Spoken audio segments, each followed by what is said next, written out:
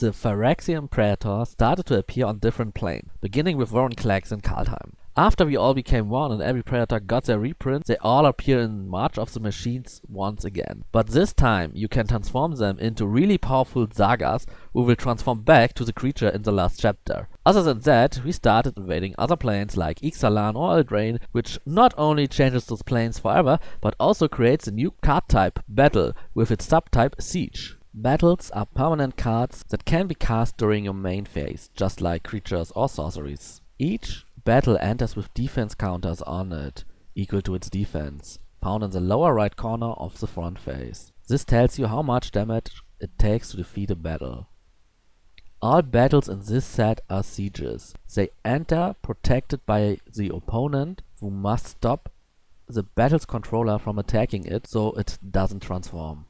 All battles in this set have ETB triggers, so you will initially be rewarded for casting them. On those planes you started completing really cool stuff like this Elder Dinosaur who can be transformed for a ton of mana and becomes multicolored in the process. We also completed Omnath's Mega Cycle, where he gets a new color every time he appears. Other than that, a few legends from different planes tried to disrupt us and team up for that purpose, creating some new unique legend. They started to preemptive invading us, which showcased in this siege that grants it the fairy once it is defeated. Limited has some really unique and interesting stuff. I will start with Golgari to introduce another new mechanic, Incubate. Incubate creates an artifact with +1/+1 counters, which can be transformed to a Phyrexian artifact creature token for 2 mana. Orzhov cares about Phyrexian, Simic cares about transformed cards, so if you are in those Atraxa colors, you definitely care about Incubating.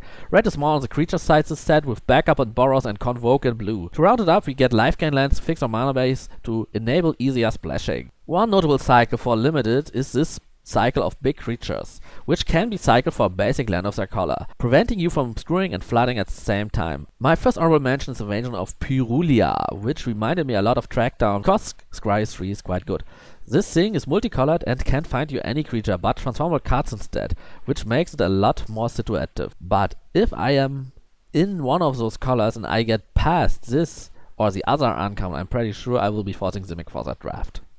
My other honorable mention is this card, which reminds me a bit of Scatter Ray, but if the game goes late and your opponent can pay the tax, you incubate too.